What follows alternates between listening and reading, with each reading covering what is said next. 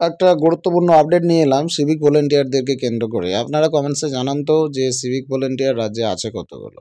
Civic volunteer রাজ্যে কতগুলো আছে আপনারা একটু কমেন্টস করে জানাবেন। সেটা কলকাতার সিভিক ভলেন্টিয়ার আর রাজ্য সিভিক ভলেন্টিয়ার মিলিয়ে মোটামুটি কেউ বলছে 1.5 লক্ষ, কেউ বলছে 1,30,000, কেউ বলছে 1,33,000। আপনারা কমেন্টে জানাবেন সঠিক কোনটা।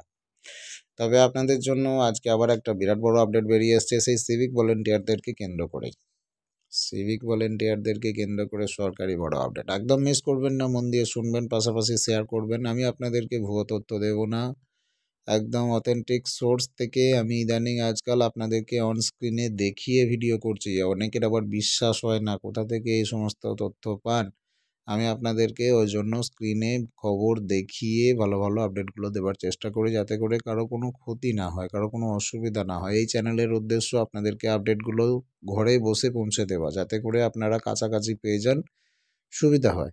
এখনও পর্যন্ত বহু কমেন্ট পেয়েছি, অনেকের অনেক আপডেট পেয়ে যে এত সুবিধা হয়েছে, তাদের এত উপকার হয়েছে, তারা কমেন্টসে জানায় যে হ্যাঁ, ফ্রিতে আমরা ফোন তো এমনিই ঘাঁটি, হ্যাঁ সময় নষ্ট করি, তার থেকে যে এইরকমভাবে 2-1 মিনিট 3 মিনিট 4 মিনিটের মধ্যে আমাদের সামনে চলে আসছে নোটিফিকেশান আকারে, 3-4 মিনিটের একটা ভিডিও দেখলে যে আমরা তথ্যটা পেয়ে যাচ্ছি, এটা আমাদের কাছে খুবই গুরুত্বপূর্ণ এবং খুবই উপকারী।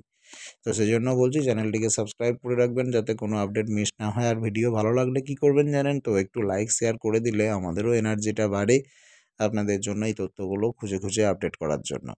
তো চলুন বকবক না করে আপনাদেরকে দেখায় সিভিক ভলেন্টিয়ার সংক্রান্ত কি তথ্য বেরিয়ে আসছে।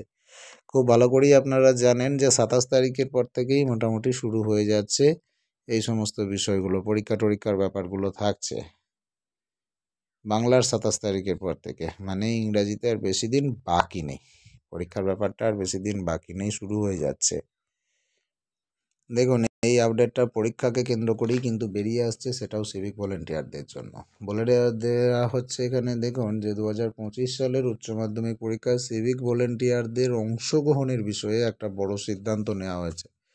সরকারি তরফে এই সিদ্ধান্তটা নেওয়া হয়েছে। উচ্চ মাধ্যমিক পরীক্ষা এসে গেল, যেটা 2025 সালের ফেব্রুয়ারি মাসে হবে, আর এই পরীক্ষায় সিভিক ভলেন্টিয়ারদের অংশগ্রহণের বিষয়ে সিদ্ধান্তটা নেওয়া হয়েছে।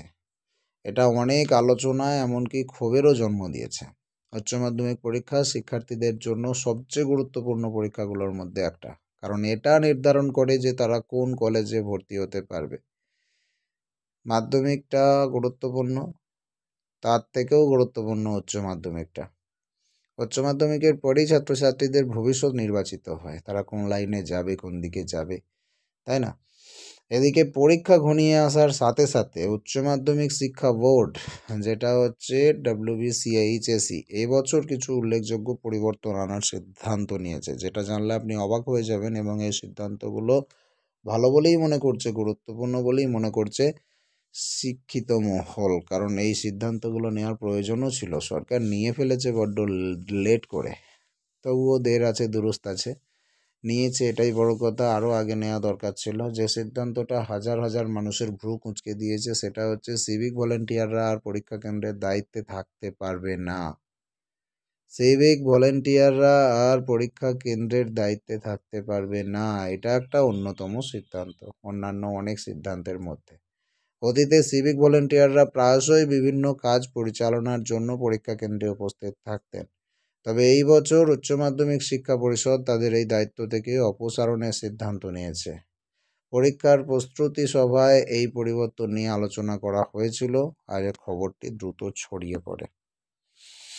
অভিভাবকরাও কিন্তু বাদ যাচ্ছেন না। এছাড়াও আরও একটা গুরুত্বপূর্ণ পরিবর্তন হচ্ছে যে শিক্ষার্থীদের অভিভাবকদের আর পরীক্ষা কেন্দ্রে প্রবেশ করতে দেওয়া হবে না।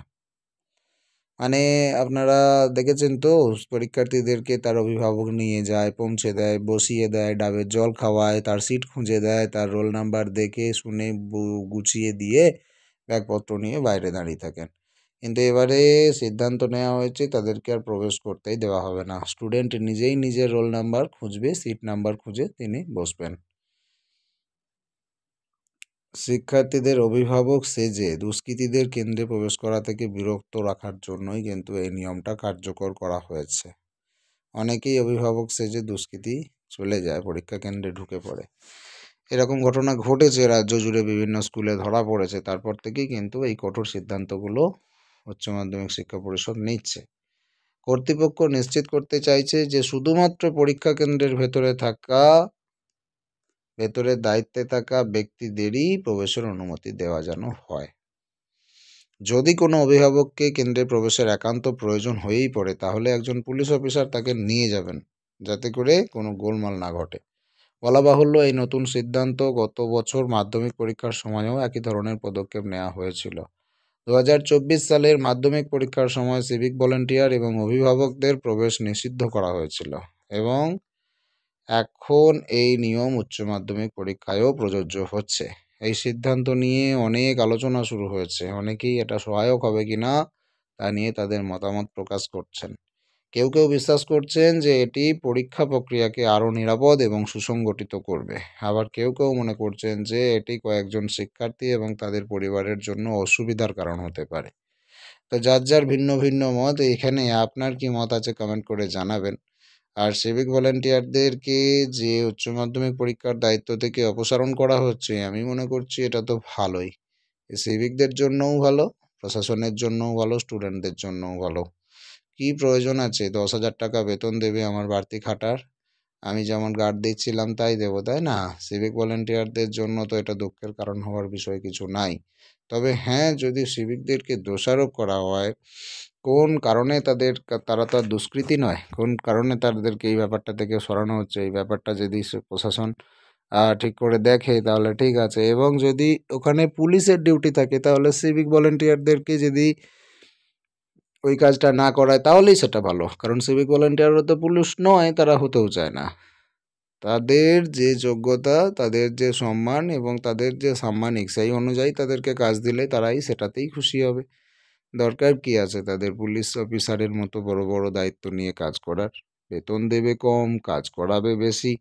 তো সিভিকদেরকে উচ্চ মাধ্যমিক পরীক্ষা কেন্দ্রে না থাকাটায় যদি সিভিক ভলেন্টিয়ারের এতে সম্মান নষ্ট কিছু হবে না, বরং কাজের সুবিধা হবে।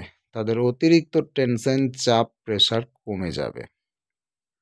এই ব্যাপারে কি মনে করেন? এটাও কমেন্টস করে জানাবেন আপনার মতামত। পরের ভিডিওতে দেখা হচ্ছে। প্রত্যেকে ভালো থাকবেন। ধন্যবাদ।